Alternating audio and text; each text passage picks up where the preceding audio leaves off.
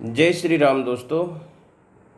देखिए, श्री रामचरित्र मानस का पाठन करते करते हम पेज 26 पर आ गए हैं और हम एक चौपाई लेते हैं, उसका अध्ययन करते हैं और देखते हैं उस चौपाई का क्या सार है। पिछले अब तक जितने भी हमने चौपाइयाँ पढ़ी हैं, सभी से पढ़ कर के उनके अर्थ से ये हमने अनुमान लगाया है कि एक एक चौपाई वाकई में एक महामंत्र की तरह है। उनका शाब्दिक अर्थ मन को भाव विभोर कर देता है और उनके भावों से प्रतीत होता है कि क्यों इस ग्रंथ को सर्वोपरि माना जाता है। श्री रामचरितमानस जो ग्रंथ है अलौकिक है। इसी तरह हम इस श्रृंखला को आगे बढ़ाते हुए आज आए हैं पेज 26 पर एक चौपाई है, उसका अध्ययन करते हैं। आइए, चौपाई क्या कहती है। अस विवेक जब दई विधाता रामा, तब तजि दोष गुनेहु मन राता रामा। काल स्वभाव करम बर आई रामा, भलहु प्रकृति बस चुके भलाई रामा। क्या कहती है। अस विवेक जब देई विधाता, विधाता यानी परमात्मा। अब हम सीधा यहाँ परमात्मा बोलेंगे, क्योंकि पिछले अध्याय में हम आपको बता चुके हैं परमात्मा है वो सुप्रीम सोल, जिसको लोग वाहेगुरु, अल्लाह ताला, प्रभु, ईश्वर, राम, जो भी नाम उनको दिए हुए हैं, अलग अलग नाम दिए, लेकिन वो सुप्रीम सोल, सुप्रीम पावर है। उसी का नाम एक विधाता भी है। उसकी ज़्यादा डिटेल में नहीं जाएंगे। अस विवेक जब देई विधाता, जब वो परमात्मा हमको विवेक देता है, ज्ञान देता है, अस विवेक हमारे ज्ञान को जगाता है वो परमात्मा, तब तजि दोष गुनेहु मनु राता, तब हम दोषों को, बुराइयों को छोड़ते हैं। तजि दोष गुनेहु मनु राता, और हमारा मन गुणों में राता, रगता है, रमता है, अनुराग करता है, उनका अनुगामी होता है गुणों का। उस परमात्मा की कृपा होती है, तब हम बुराइयों को छोड़ते हैं और गुणों को अपनाते हैं। अब आप सोचेंगे ये कैसे होगा। देखिए, आप गुस्से में हैं और तब आपसे कोई कहेगी गीत गाइए, तो क्या गा सकते हो? नहीं। उसी प्रकार से माहौल बनाया जाता है। वो जो परमात्मा है उसके यहाँ से 24 आवर्स कंटिन्यूअस उसकी रहमत, उसकी एनर्जी, उसकी शक्ति, उसके गुणों की बरसात हो रही है आदि अनादि काल से। जब से सृष्टि बनी है, इस सृष्टि को, प्रकृति को चलाने के लिए उसकी रहमत, उसकी रहम और उसकी एनर्जी, ऊर्जा, शक्ति कंटिन्यूअस 24 आवर्स बरस रही है। लेकिन उस एनर्जी को कौन अनुभव करेगा? जो उस समय उस एनर्जी के लायक माहौल बना लेगा। जैसे मैंने आपको बताया, यदि आप गुस्से में हैं बहुत ज़्यादा, तभी आपसे कोई कहे कि गाना गाइए, तो आप नहीं गा सकते। उस चीज़ के लिए उस जैसा ही भाव बनाना होता है। बरसात तो बरस रही है, लेकिन हमने बर्तन उल्टा रखा हुआ है, तो बर्तन में पानी नहीं आएगा।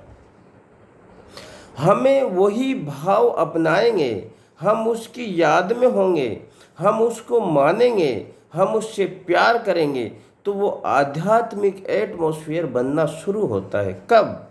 जब हमारा परमात्मा में विश्वास होता है।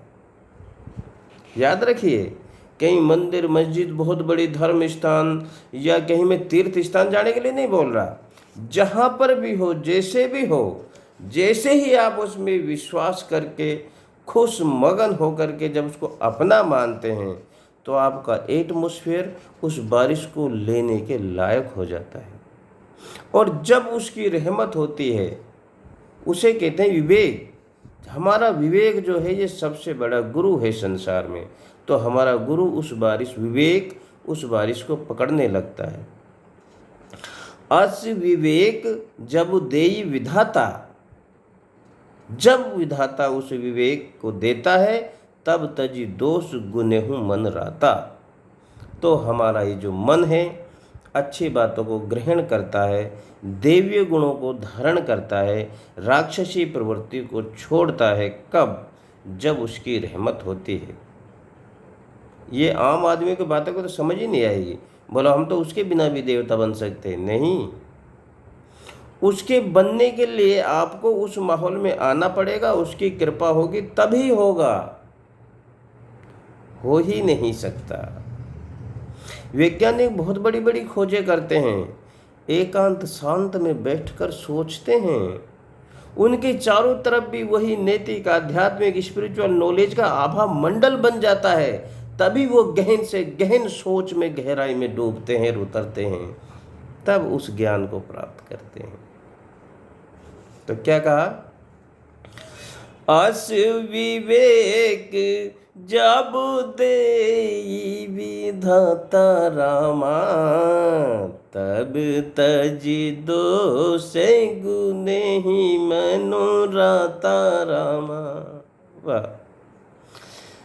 दूसरी लाइन, काल सुभाव करम बर आई रामा। अभी जो मैंने आपको बताया, काल समय, स्वभाव आपका स्वभाव, कर्म आपके कर्म, बराई जब इनकी प्रबलता होती है, आपके काल, कर्म और स्वभाव की प्रबलता के कारण भले ही प्रकृति बस चुकी भलाई। यानी ये जो माया है, प्रकृति माया को बोलते हैं, जो हमारे चारों तरफ है वो माया है।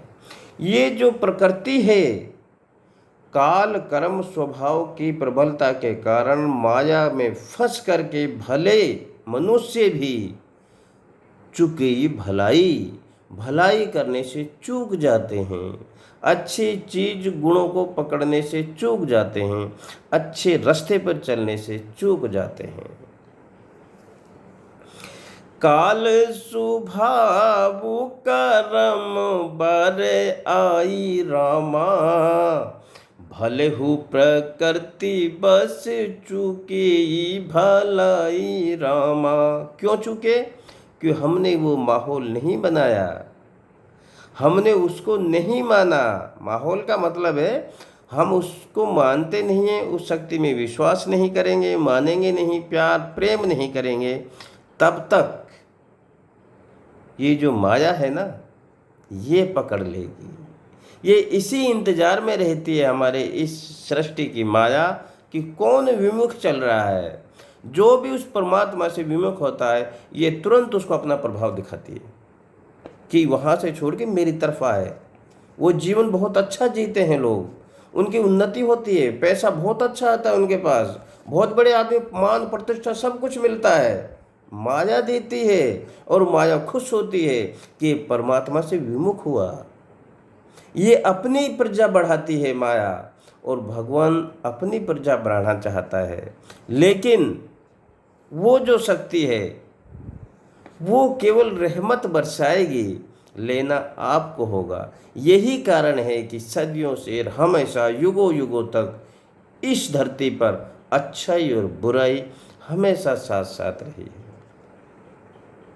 तो ये चौपाई भी हमें बहुत अच्छा ज्ञान देती है और सार्थक है कि वो परमात्मा, प्रकृति, माया और परमात्मा दोनों हैं, दोनों का युद्ध चल रहा है। एक तरह से हम कह सकते हैं असुर और असुरों की जो हम सुर और असुरों की जो कहानियाँ सुनते थे, अच्छाई वो अच्छाई बुराई के ही प्रतीक है, उन्हीं की कहानियाँ हैं। वही चीज़ ये हैं, यानी परमात्मा और माया, भगवान और माया इन दोनों का युद्ध है। माया इंसान को अपनी तरफ खींचना चाहते है, परमात्मा अपनी तरफ लाना चाहता है, जिससे कि इस प्रकृति में संतुलन बना रहे, क्योंकि प्रकृति को सही ढंग से चलाने के लिए अच्छाई का होना बहुत ज़रूरी है।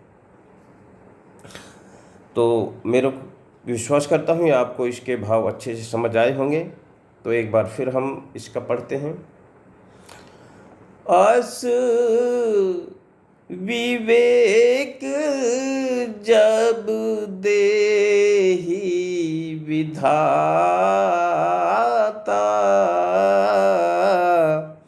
तब तजी दोष गुण ही मन राता।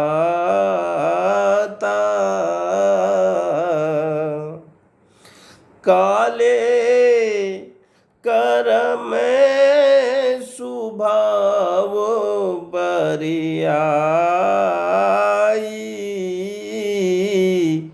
भले ही प्रकृति बस चुके भलाई।